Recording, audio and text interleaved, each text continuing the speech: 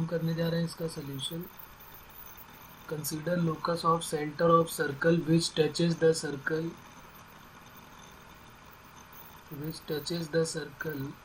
x square plus y square equal to 4 and the line x equal to 4, the distance of vertex of the locus from origin। तो हम क्या करेंगे, एक पहले diagram draw करते हैं जिसमें एक सर्कल ड्रॉ करेंगे जिसका सेंटर 0 0 होगा और रेडियस जो है वो 2 होगा।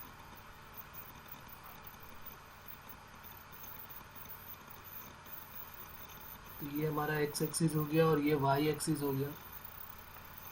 ये हमने एक सर्कल बना दिया।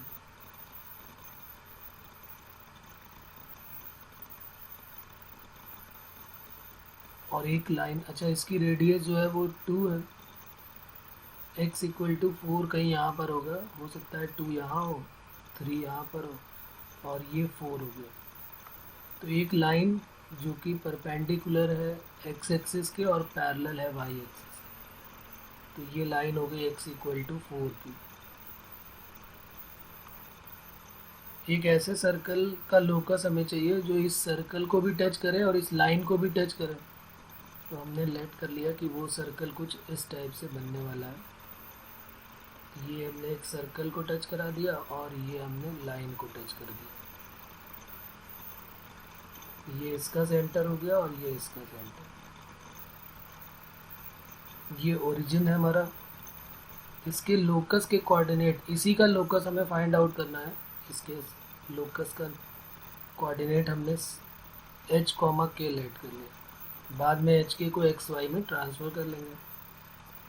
तो अब ये जो डिस्टेंस है, अब हमें ये देखनी कि भाई देखो ये जो डिस्टेंस है, ये h और ये k है हमारे पास। यहाँ से यहाँ तक की डिस्टेंस जो है वो 4 है।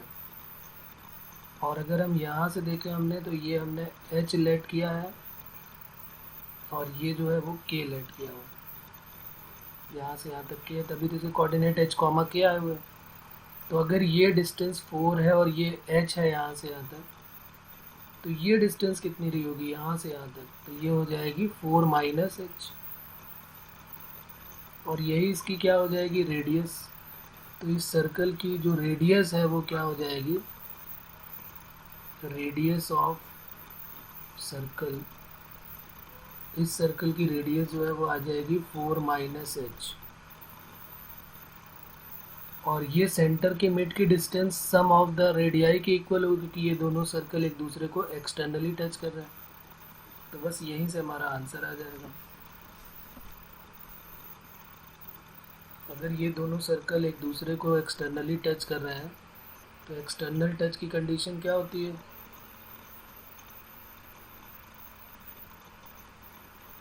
Distance between the centre equal to sum of the radii. तो सेंटर के मिड की डिस्टेंस है OC और रेडियाई का सम कितना है 2 प्लस, और दूसरे की वैल्यू है 4 माइनस h। और OC कैसे आएगा, O जो है वो 0 0 है और C जो है वो h और k है। तो ये हो जाएगा h square plus k square equal to 2 plus 4 हो जाएगा 6 माइनस h। अब बस स्क्वायरिंग बोथ साइड जैसी आप करोगे आंसर आ जाएगा इसका। और फिर एच के को एक्स वाई में ट्रांसफ़र कर लेंगे।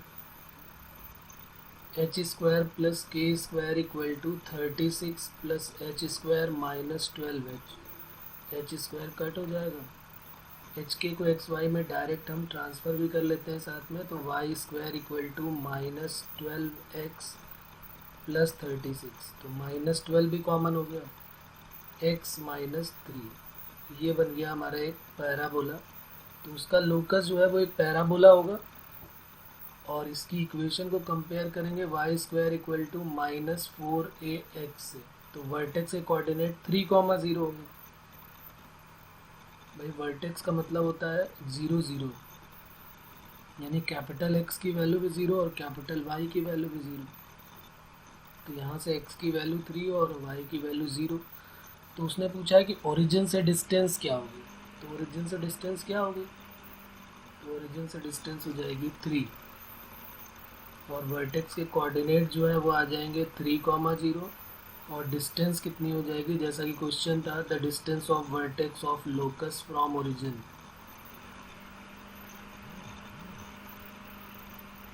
The distance of vertex of locus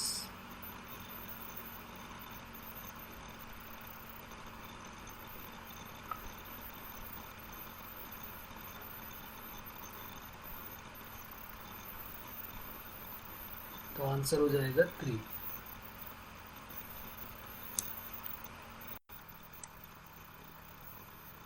question है हमारा, if one end of focal cord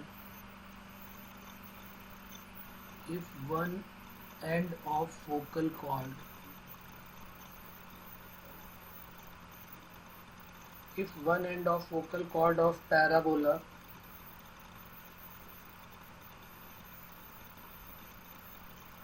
y square equal to 16x is at 1,4, then the length of this focal cord is, then the length of this focal cord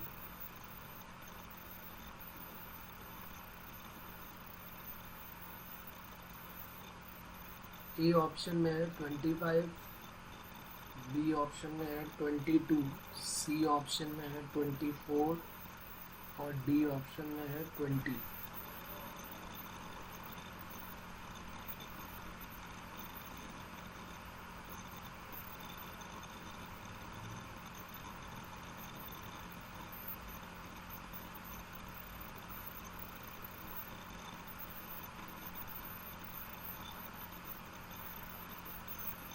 तो बिल्कुल अपने मन से आप करें, इसको डायग्राम ड्रॉ करें। और अगर मान लिया फार्मूला हमें याद भी नहीं तो भी हम डिस्टेंस फार्मूले से तो निकाल ही सकते हैं। और अभी तो हमें याद है क्योंकि अभी हमने लिखा ही है कि t+1/t का होल स्क्वायर होता है a टाइम्स, या फिर a into t1 minus t2 का होल स्क्वायर होता है। एक पैराबोला दिया है, उसकी फोकल कॉर्ड दी हुई है, फोकल कॉर्ड के एक एंड पॉइंट का कोऑर्डिनेट दिया है, उसको p लेट कर लेते हैं। दूसरा q हमको अगर मिल जाए तो मिल जाएगा, और यह t1 t2 में कुछ मिल जाए। पहले आप अपना दिमाग लगाएं, इसमें सोचे कैसे करेंगे, फिर बात करते हैं।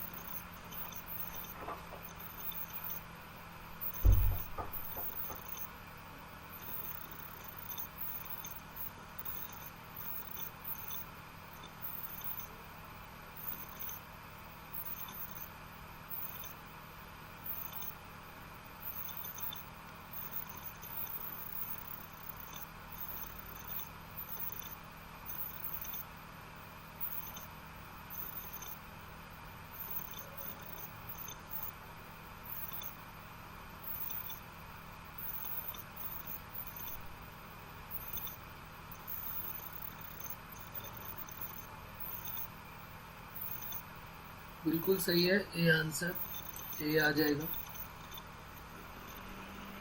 और कैलकुलेशन भी बहुत बड़ा नहीं है इसमें, बहुत छोटा सा कैलकुलेशन होने वाला है। एक पैराबोला हमको गिवन है, ये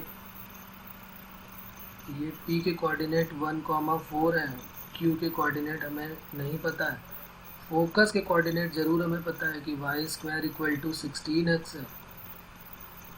हाँ जी बिल्कुल, तो 4 है इक्वल टू 16, तो a की वैल्यू 4 आ गई।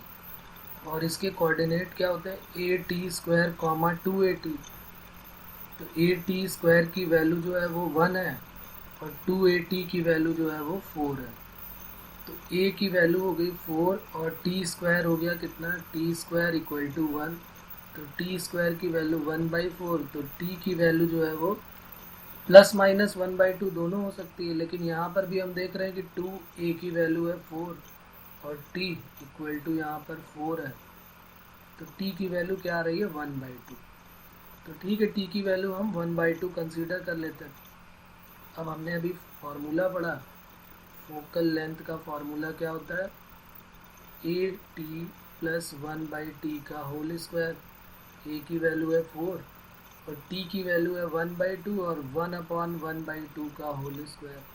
तो 4 टाइम्स 1/2 प्लस 2, 2 2 ज़ा 4 और 1 5/2 का स्क्वायर, 4 इंटू 25 डिवाइडेड बाई 4। इसको करने के बहुत सारे मेथड है, ऐसा नहीं कि ये इकलौता एक मेथड है। आप क्या करें, a t one square comma 2a t1 और a t two square comma 2a t2 से, मान लिया फॉर्मूला हमको नहीं याद है तो क्यू के कोऑर्डिनेट निकाल लीजिए, और जैसे ही क्यू के कोऑर्डिनेट्स आ जाएंगे तो पी क्यू की लेंथ निकाल सकते हैं। तो फोकल कॉर्ड से रिलेटेड ये एक इम्पॉर्टेंट फॉर्मूला हमारा हो जाएगा, ए टी प्लस 1/t का होल स्क्वायर, हाँ, और या फिर ए t1 माइनस t2 का होल स्क्वायर, जैसे चाहे वैसे कर। तो लेंथ ऑफ फोकल कॉर्ड की तो बात क्लियर हुई। अब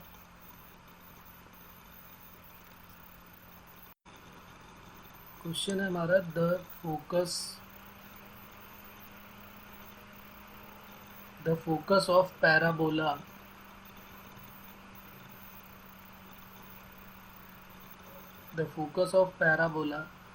divides a focal chord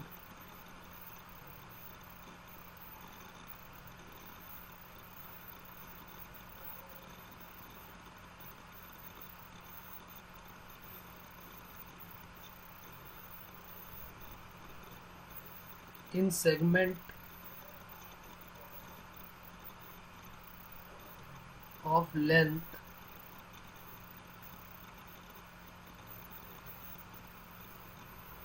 4 and 5, then the length of latus rectum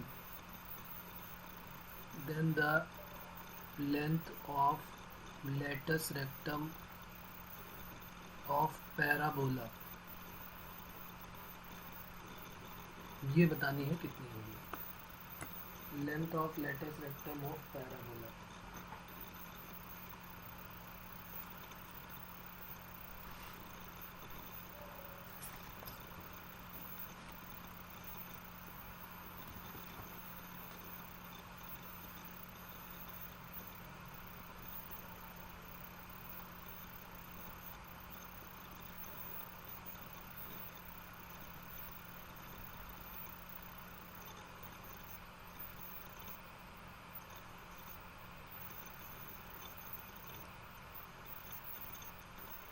A option में है 20/9, बी ऑप्शन में है 40/9, सी में है 80/9 और डी में नन।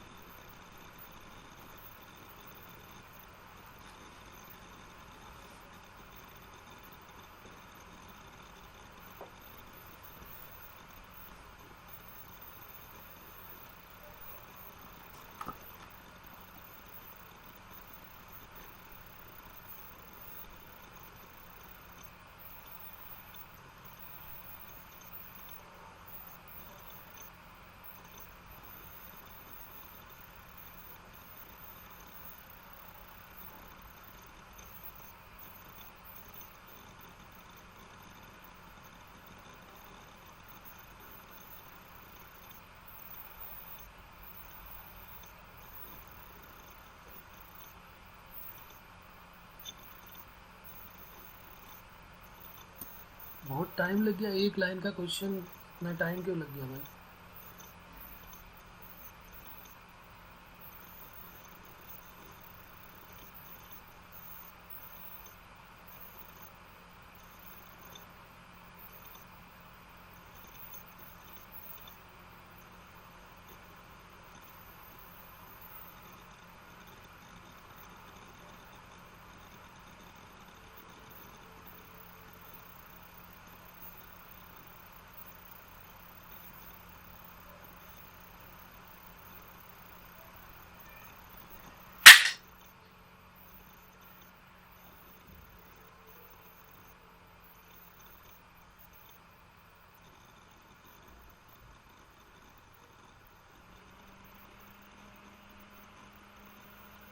चलिए तो मैं सॉल्व कर देता हूँ फिर इसको, इतना टाइम वैसे लगना नहीं चाहिए था।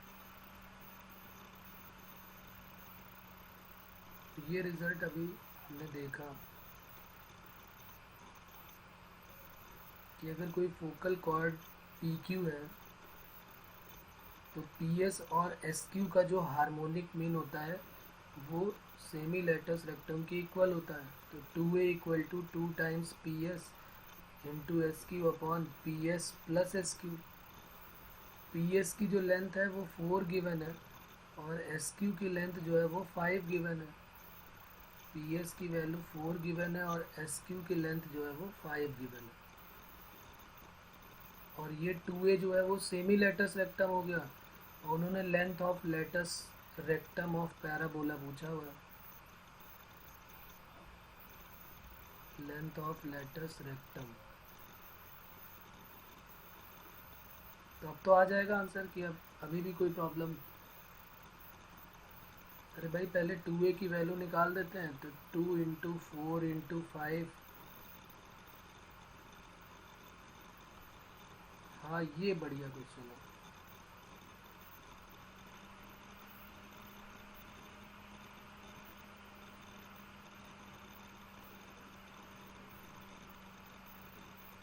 तो ये सेमी लेटस रेक्टम हो गया। तो लेटस रेक्टम जो है वो 2 टाइम्स 2A हो जाएगा यानी कि 4A।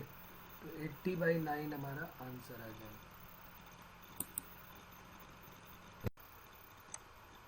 The length of focal chord of parabola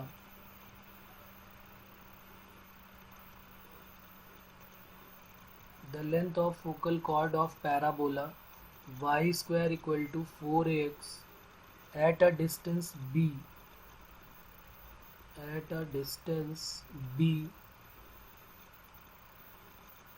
from the vertex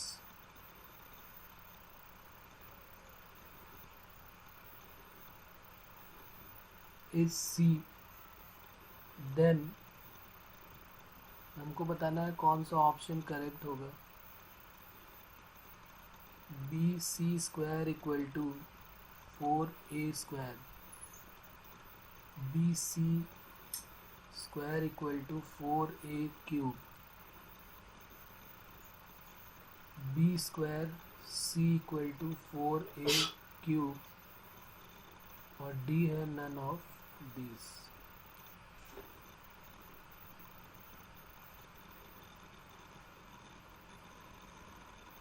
length of focal chord of parabola हमको फाइंड गिवन है। Length of focal chord of parabola y square equal to 4ax at a distance b from the vertex is c। मतलब focal chord की जो length है वो तो c है और उसकी डिस्टेंस जो है वो कितनी है, b है। कहाँ से, वर्टेक्स से। तो इन सब में से कौन सा रिलेशन फुलफिल होगा, ये पूछा गया।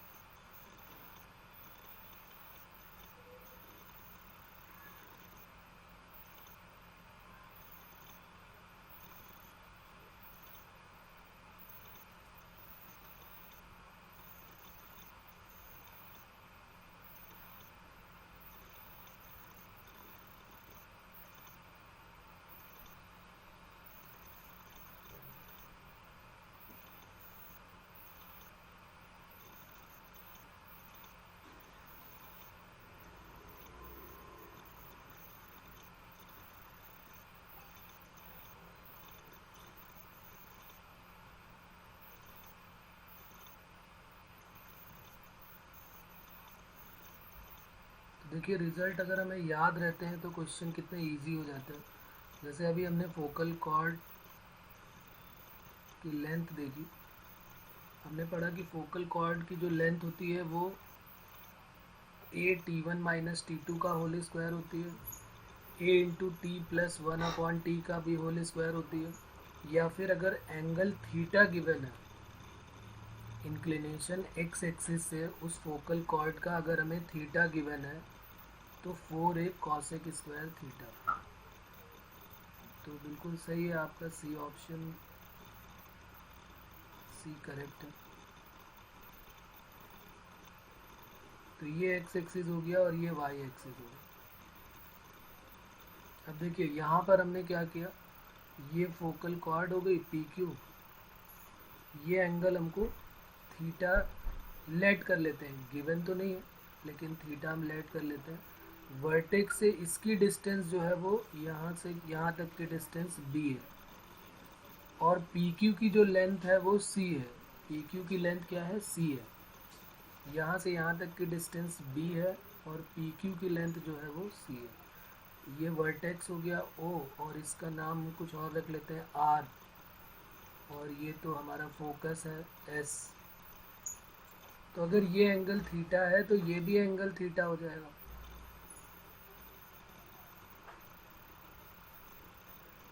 और ये डिस्टेंस भी हमको पता है कि a है, यहाँ से यहाँ तक की डिस्टेंस a पता है। पी क्यू की लेंथ हमें पता है 4a कॉसेक स्क्वायर थीटा होती है।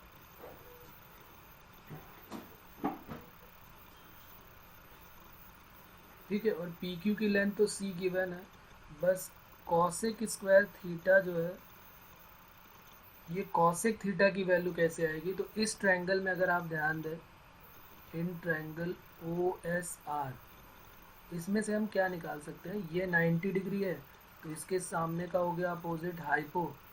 तो ओ एस की वैल्यू जो है वो ए है और ओ आर की वैल्यू जो है वो बी है। परपेंडिकुलर है, ये ओ आर जो है वो परपेंडिकुलर है और ओ एस जो है वो हाइपो है। तो हम साइन थीटा अप्लाई कर सकते हैं, और वैसे भी कॉसेक की ज़रूरत है तो साइन है तो कॉसेक भी आ जाएगा। तो साइन थीटा कितना हो जाएगा, परपेंडिकुलर बी अपॉन ए। ये साइन थीटा की वैल्यू यहाँ पर पुट कर देते हैं। तो साइन थीटा अगर बी अपॉन ए है तो कॉसेक थीटा क्या हो जाएगा, ए अपॉन बी। अब ये जो हमने फार्मूला याद किया हुआ है, p q equal to 4a cosec square theta, p q equal to 4a cosec square theta. P q की वैल्यू सी हो गई, 4a कॉसेक स्क्वायर थीटा क्या हो जाएगा, a square divided by b square.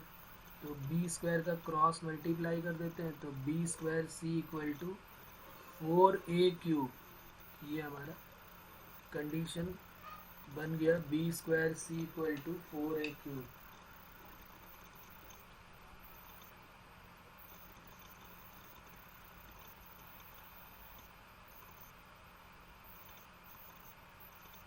कोई प्रॉब्लम इसमें?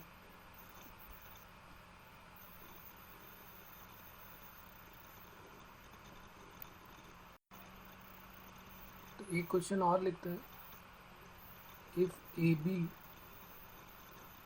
is a focal chord, if AB is a focal chord, if AB is a focal chord of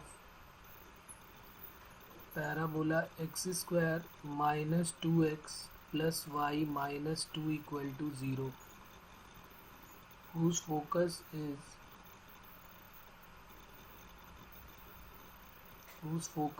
S, if AS equal to L1 then BS equal to बताना है क्या होगा,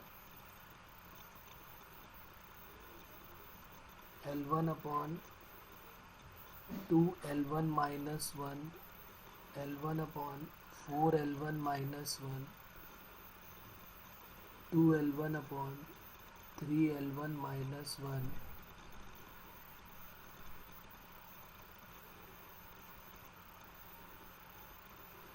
A B जो है वो focal cord है।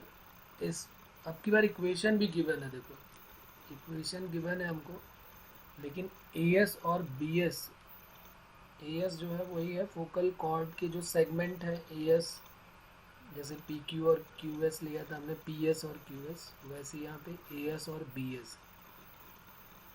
तो अब आप बी एस की वैल्यू बताएं क्या होगी।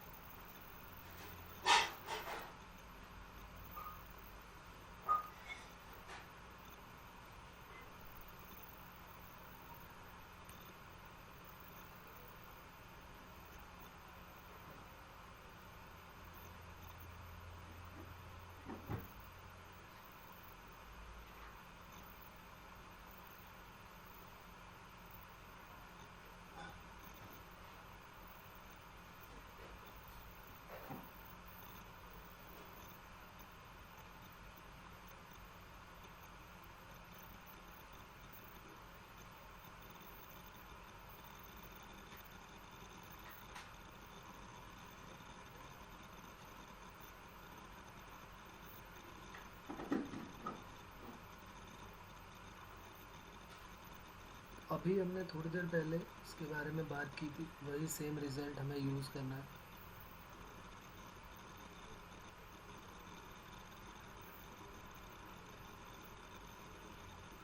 ए बी जो है वो फोकल कॉर्ड हो गई, एस जो है वो फोकस हो गया, ए एस की वैल्यू L1 है और बी एस की वैल्यू फाइंड आउट करनी है। और इक्वेशन बस यहाँ पर दे दिया गया है, एक्स स्क्वायर माइनस 2x प्लस वाई माइनस 2 इक्वल टू 0।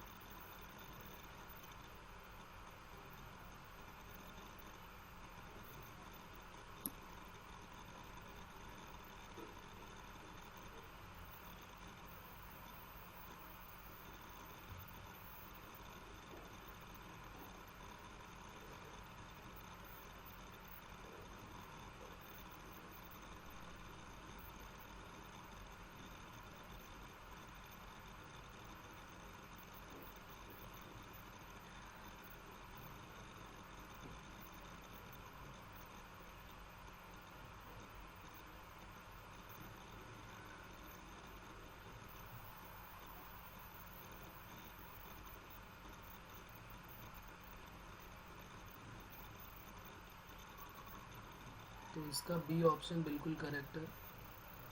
अभी हमने रिज़ल्ट जो लिया था उसी से रिलेटेड है ये same, x square minus 2x और इक्वल टू हमने कर दिया माइनस वाई प्लस 2, 1 ऐड कर दिया, परफेक्ट स्क्वायर बना दिया, x माइनस 1 का whole square equal to minus common ले लेते हैं तो y minus 3, x square equal to minus y का फॉर्म बन गया, ये एक पैराबोला बन गया।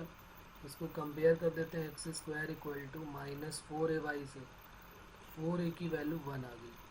तो ये length of latus rectum, length of latus rectum जो है वो 1 आ गया। अभी हमने पढ़ा इनका रिलेशन क्या होता है, अभी हमने देखा था, ये हमें याद भी रखना है कि इनका रिलेशन क्या होता है कि सेमी लेटस रेक्टम जो 2a होता है वो किसके इक्वल होता है, 2a equal to 2 times as into s q upon as plus s q. बस यहीं से हमारा रिजल्ट आ जाएगा। ये 2a, ये 4a की वैल्यू 1 है तो 2a की वैल्यू क्या हो जाएगी, 1/2। तो 1/2 as और bs ये हार्मोनिक मीन में हो जाएंगे। तो 2a equal to 2 times as into bs divided by as plus bs। तो 2a की वैल्यू 1/2, 2 टाइम्स as की value L1 into bs divided by L1 plus bs। तो यहाँ से हम सॉल्व कर सकते हैं, L1 plus bs equal to 2 2 ज़ा 4 L1 bs। और बस इसी को जैसे ही आप सॉल्व करेंगे आ जाएगा रिज़ल्ट आपका। bs को 1 साइड कर दिया, 4 L1 माइनस 1, तो bs equal to L1 upon 4L1 minus 1।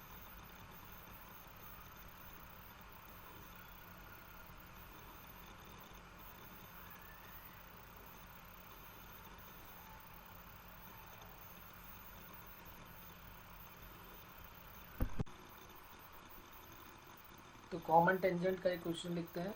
Equation of common tangent to the circle, equation of common tangent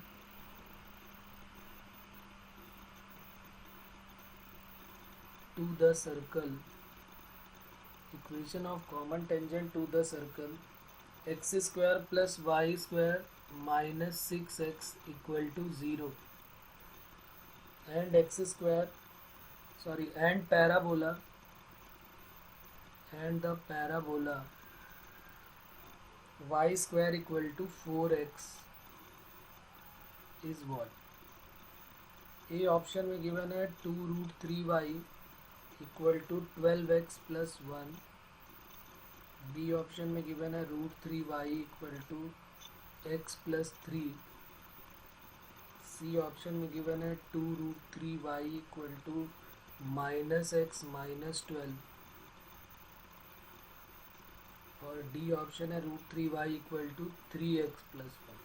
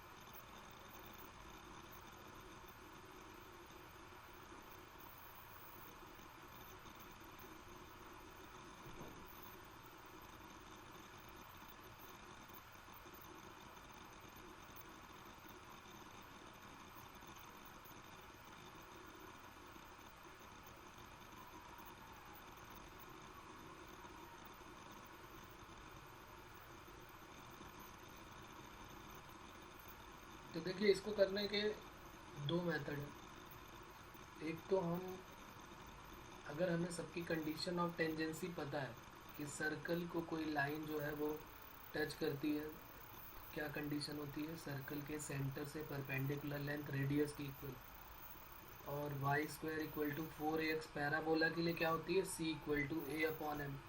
तो उससे भी हम जल्दी से चेक करके देख सकते हैं चारों ऑप्शन में कि कौन सा सेटिस्फाई हो रहा है। इसका जो प्रॉपर मेथड है वो मैं आपको बता देता हूँ कैसे करते हैं। भाई देखिए, सर्कल है तो उसका सेंटर और रेडियस मिल जाएगा हमको। सर्कल की इक्वेशन हमको गिवन है x square plus y square minus 6x equal to 0। तो सर्कल की इक्वेशन को हम कंपेयर कर देते हैं 2gx plus 2fy plus c equal to 0 से। तो सेंटर के कोऑर्डिनेट क्या हो जाएंगे, 0, 3,0, क्योंकि x का है, y तो 0 है, y कोफिशिएंट नहीं है, तो 3,0 हो जाएगा। तो ये बन गया 3,0, क्योंकि 2 जी की वैल्यू 0 होगी और 2f की वैल्यू -6 है। ठीक है, तो ये तो सेंटर आ गया। रेडियस क्या हो जाएगी, √g² प्लस f²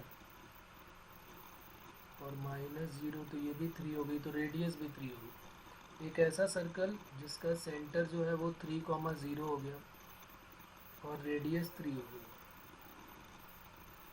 ये 3,0 और रेडियस जो है वो 3 हो गई।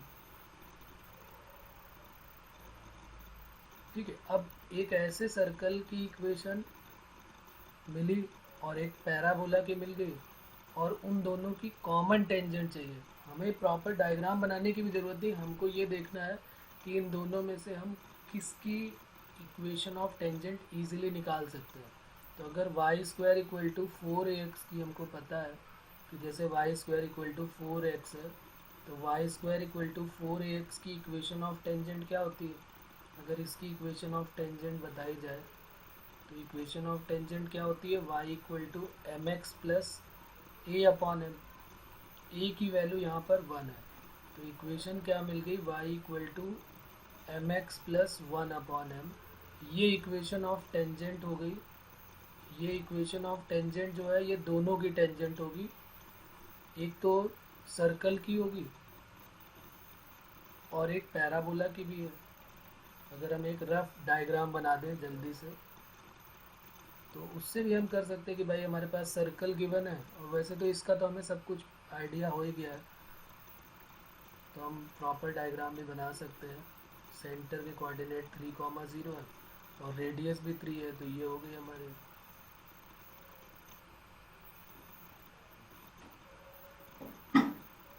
ठीक है ना। अब इसकी जो टेंजेंट होगी वो हमारी टेंजेंट जो है वो दूसरी पैराबोला y² = 4x की भी टेंजेंट है। तो अगर y² = 4x की भी टेंजेंट है तो देखो इसको करने के दो मेथड हो जाएंगे।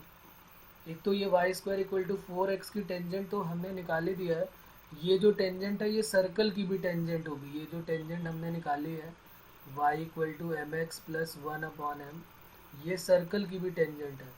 तो सर्कल के सेंटर से उस पर परपेंडिकुलर लेंथ किसकी इक्वल होनी चाहिए। कंडीशन ऑफ टेंजेंसी हमने पढ़ा हुआ है। कंडीशन ऑफ टेंजेंसी बोलता है कि भाई अगर कोई सर्कल की टेंजेंट है तो उसके सेंटर से परपेंडिकुलर लेंथ रेडियस की इक्वल होगी। तो ये P = R हो गया। हम इसको कंपेयर कर लेते हैं mx minus Y plus 1/m = 0 से, ax plus by plus c = 0 से कंपेयर करेंगे तो a की वैल्यू m, b की वैल्यू -1 और c की वैल्यू 1/m।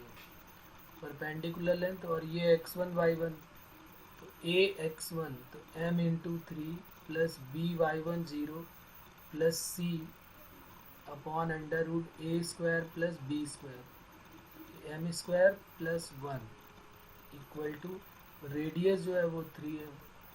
अब अंडर रूट का केस दिख गया हमको, इसको स्क्वायरिंग कर देते हैं बोथ साइड, तो ये हो जाएगा 3m² plus 1 upon m times √m² plus 1 equal to 3 और स्क्वायरिंग बोथ साइड, तो 3m² प्लस 1 का whole square 9m² into m² plus 1, तो 9 3 का square 9m⁴ plus 1 plus 6m² 9m⁴ plus 9m², ये कट हो गया तो ये हो गया 3m²। तो यहाँ से m² की वैल्यू मिल गई 1/3, तो m की वैल्यू प्लस माइनस 1/√3 आ गई। एक बार तो सीधे सीधे उन्होंने स्लोप की ही वैल्यू पूछी थी कि भाई अगर ये इसकी कॉमन टेंजेंट है तो स्लोप कितना होगा, तो फिर यहीं से आंसर आ गया था। अब यहाँ से अभी आंसर नहीं आया इस क्वेश्चन का, क्योंकि उन्होंने पूछा है कि इसकी कॉमन टेंजेंट की इक्वेशन क्या होगी। तो हमने देखा कि कॉमन टेंजेंट है y = mx प्लस 1/m, तो इक्वेशन ऑफ कॉमन टेंजेंट क्या हो जाएगी, equation of common tangent y = mx plus 1/m, तो y = plus minus 1/√3x plus minus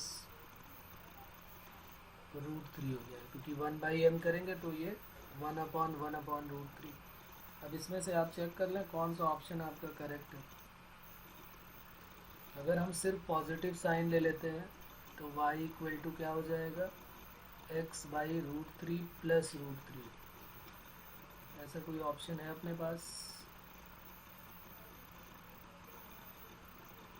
y equal to x/√3 plus √3 B option है। √3 LCM लेके इधर भेज दिया गया। अगर हम √3 यहाँ एलसीएम ले लें तो x प्लस 3 हो जाएगा और ये y, तो √3y equal to x plus 3। तो ये कॉमन टेंजेंट की इक्वेशन आ गई हमारी। तो इस तरीके से कॉमन टेंजेंट का क्वेश्चन पूछा गया है मेंस में। ये जो क्वेश्चन है हमारा, ये पूछा गया है हमारा 2019 जैन में पूछा गया। तो आप बिल्कुल भी कंफ्यूज ना हो इसमें कि भाई ये बड़े क्वेश्चन है, कैलकुलेशन ज़्यादा है, तो ऐसा नहीं कि ये ना पूछा जाए। 2019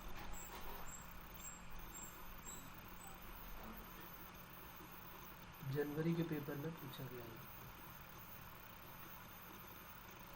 कोई प्रॉब्लम इसमें? कॉन्सेप्ट क्लियर हुआ कि नहीं हुआ?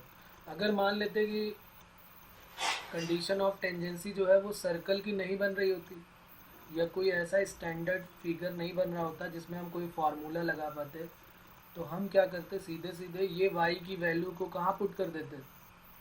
ये जो y equal to mx plus a/m या 1/m आया है, इसको अपने दूसरे पैराबोला में अगर हमने निकाली है तो सर्कल में y की जगह पे हम mx प्लस 1/m इस इक्वेशन में सर्कल की जगह पे पुट कर देते हैं। वाई स्क्वायर की जगह पे x² plus y² minus 6x equal to 0 में y² की जगह पे mx प्लस 1/m पुट करते, x में क्वाड्रेटिक बनाते और फिर उसका डिस्क्रिमिनेंट 0 करते। अगर हमारा डायरेक्ट फार्मूला नहीं बन रहा होता तो, और नहीं अगर हमें डायरेक्ट बन रहा है तो फिर कोई प्रॉब्लम ही नहीं। ओके, क्वेश्चन है हमारा the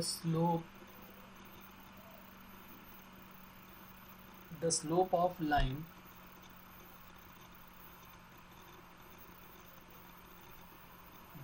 of line touching both the parabola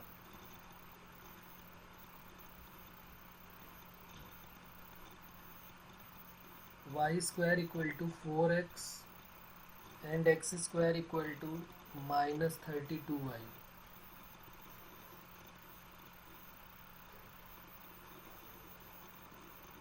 A option में है 1/8, बी ऑप्शन में गिवन है 2/3, 1/2 और 3/2।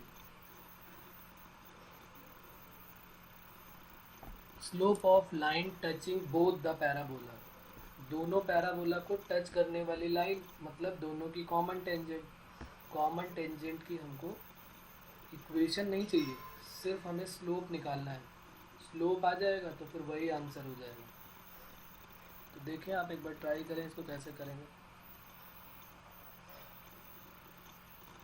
और ये केसेस आपको बहुत मिलने वाले हैं, पैराबोला की कॉमन टेंजेंट, सर्कल पैराबोला की, एलिप्स सर्कल की कॉमन टेंजेंट, हाइपरबोला और सर्कल की कॉमन टेंजेंट। तो इस तरीके से बहुत सारी वैरायटीज़ में मिलने वाली है आपको।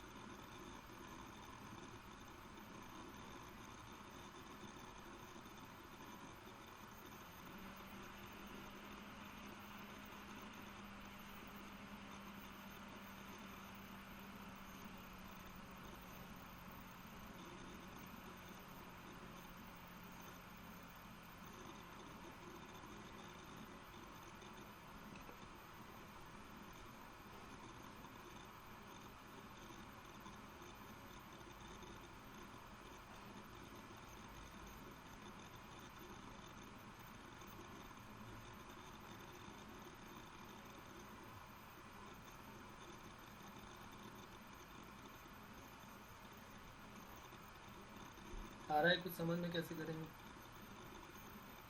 देखिए एक पैराबोला तो y square equal to 4x के फॉर्म का है, उसका तो हम याद रखते हैं कि y equal to m x plus a upon m होता है और c equal to a upon m होता है। लेकिन चारों के लिए याद रखना थोड़ा सा मुश्किल होता है, तो हम इसका पूरा प्रॉपर मेथड भी कर देते हैं और इसका फार्मूला भी अगर हमें याद है तो और इजी कैलकुलेशन हो जाता है। भाई देखिए एक Y square equal to 4x है और एक x square equal to -32y है, तो y square equal to 4x तो ये हो गया, और x square equal to 4ay ऊपर होता है, ये माइनस यहाँ पर आ जाएगा ऐसे। तो इनकी कॉमन टेंजेंट हमें ये निकालनी है, ये कॉमन टेंजेंट हो जाएगी।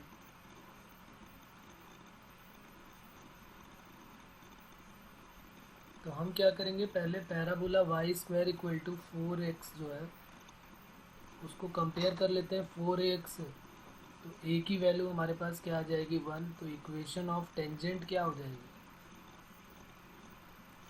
y equal to m x plus a upon m, और a की वैल्यू है 1 तो m x plus 1 upon m, जैसे कि अभी पहले आई हुई थी हमारे। तो ये इक्वेशन ऑफ टेंजेंट आ गई जो कि कॉमन टेंजेंट है। अब यही टेंजेंट जो है वो x square equal to -32y की भी होनी चाहिए, तो यही टेंजेंट जो है वो एक्स स्क्वायर -32y की भी होनी चाहिए। तो अब इसकी अगर हमें कंडीशन ऑफ टेंजेंसी याद है तब तो ये क्वेश्चन बहुत इजी होने वाला है, कैलकुलेशन बिल्कुल ही नहीं होने वाला। अब नहीं याद है कि एक्सिस, क्योंकि सबके लिए c equal to a upon m नहीं होता, आप सबको पता है कि चारों के लिए अलग अलग होता है। c equal to a upon m सिर्फ जब parabola y square equal to 4ax होता है और y equal to m x plus c line होती तभी c equal to a upon m होता है। X square equal to 4ay के लिए अलग, x square equal to -4ay के लिए अलग। तो अब यहाँ पर अगर हमें नहीं याद है तो हम क्या करेंगे, y की value m x plus 1 upon m यहाँ पर पुट कर देंगे। तो हमारी इक्वेशन क्या बन जाएगी, एक्स स्क्वायर -32 और y की value m x plus 1 upon m. X में एक क्वाड्रेटिक बन जाएगी, उसको सॉल्व कर लेना है। और उसको सॉल्व क्या करेंगे, हम पहले क्वाड्रेटिक बनाएंगे और फिर उसका डिस्क्रिमिनेंट केवल 0 कर देंगे, वहीं से हमें अननोन m की वैल्यू पता चल जाएगी। -32mx -32/m, तो x square plus 32mx plus 32/m equal to 0। तो कंडीशन ऑफ टेंजेंसी सभी के लिए क्या होती है, अगर कोई क्वाड्रेटिक हमको गिवन है तो उसका डिस्क्रिमिनेंट 0। तो d का मतलब हो गया b square equal to 4ac, तो b निकालना है, a निकालना है और c। तो b की वैल्यू क्या हो जाएगी 32m का होल स्क्वायर, 4 इंटू ए की वैल्यू 1 है और c की वैल्यू 32/m, तो 32 into 32 into m square 4 into 32/m। 32 से एक 32 तो कट हुआ, 4 8 जा 32 हो गया, एम स्क्वायर और बल्कि एक एम और आके क्यूब हो गया, तो एम क्यूब की वैल्यू 1/8, यहाँ से एम की वैल्यू क्या आ जाएगी 1/2।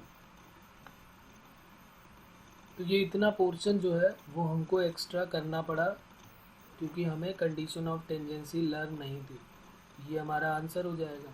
अगर मान लिया हमें कंडीशन ऑफ टेंजेंसी पता होती तो सिर्फ ये एक लाइन का क्वेश्चन हो जाता कि अगर x square equal to -4ay है, x square equal to -4ay को कोई line y equal to m x plus c अगर टच कर रही है तो कंडीशन होती है c equal to a m square.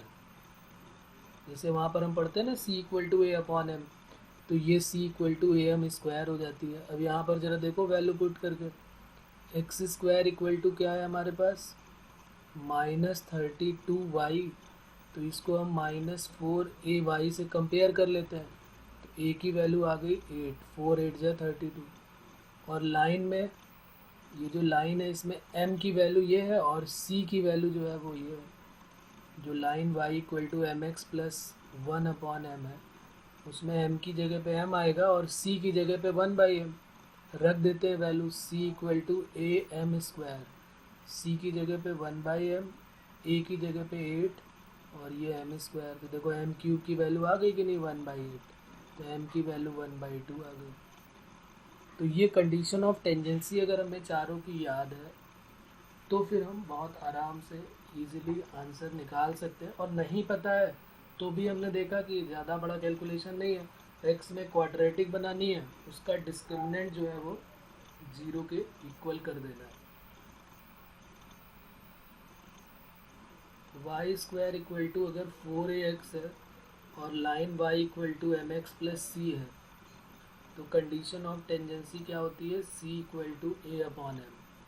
अगर ये y equal to m x plus c है, अगर Y square equal to -4ax है और यही same line y equal to m x plus c है तो इसकी वैल्यू हो जाती है c equal to -a upon M.